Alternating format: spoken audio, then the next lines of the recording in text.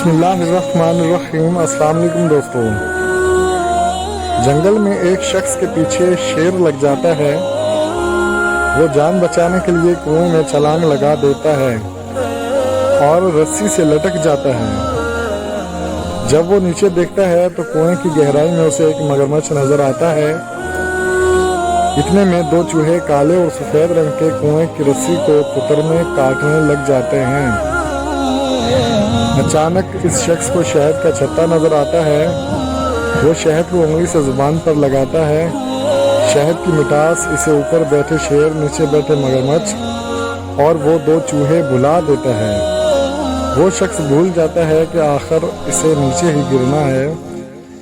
امام غزالی رحمۃ اللہ علیہ فرماتے ہیں، اس کہانی میں شیر موت ہے جو ہر وقت تمہارے پیچھے ہے، اور مگرمچھ قبر ہے جس میں تمہیں ہر حال میں جانا ہے۔ وہ دو چوہے دن اور رات ہیں جو تمہاری زندگی کی رسی آہستہ آہستہ کاٹ رہے ہیں،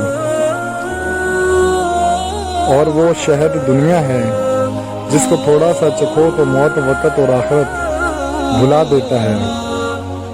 تو دوستو، اللہ پاک ہم تمام لوگوں کو نیک اعمال کرنے کی توفیق عطا فرمائے۔